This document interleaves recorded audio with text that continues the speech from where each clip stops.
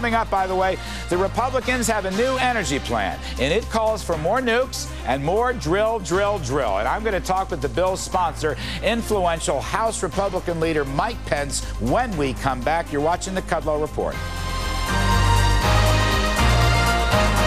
All right, more on drill. We got crude oil at $71 a barrel plus in the world markets. We got retail gasoline at the pump in the USA at about $2.62. Not good numbers in terms of 6 or 7 months ago. With us now, the chairman of the House Republican Conference, Indiana, Congressman Mike Pence.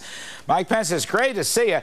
I don't know, why can't we deregulate, drill, and, you know, all of the above, as we used to say a year ago? Well, we can. That's exactly what Republicans proposed today with a couple of new and fresh ideas. You know, we came out with the American Energy Act today, endorsed by the Republican leadership and a working group of our members who've been laboring for months to come up with a solution that will, you know, increase our energy independence, create jobs rather than killing jobs like the Democrat bill, and also result in a cleaner environment.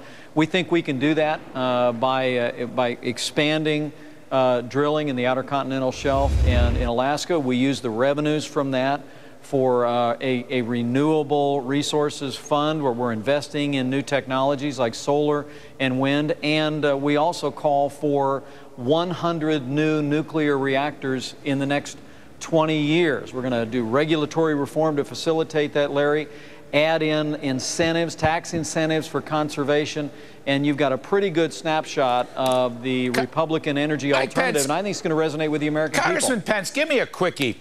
Across the aisle, what do the Democrats say about 100 new nuclear reactors? I mean, nukes are about 20% of our electricity right now. It is the cleanest energy imaginable. For the life of me, I don't know why we don't go there. What do you hear on the other side of the aisle about your nuclear proposal? Well, what we're hearing from our proposal today is kind of stunned silence. I mean, what we've said is, look, if you want to reduce carbon emissions, carbon-free nuclear power is the way to go. And yet the Democrat bill, people ought to know this cap and tax bill the Democrats are bringing, which you know is nothing more than a national energy tax.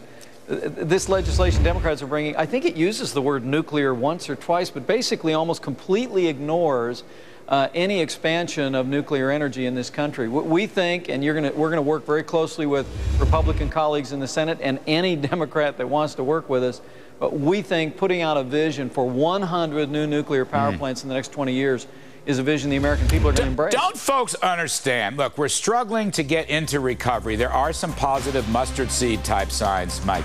Don't folks understand that cap and trade and tax is a cap on the economy? It's a limit on economic growth for the next 50 years. Don't they understand that? Why is this so hard to understand? 80% of our economy is driven by fossil fuels. Well, I think more and more people are beginning to recognize that the Democrat bill is nothing more than a national energy tax that will raise the cost to every American household by $1,000 today.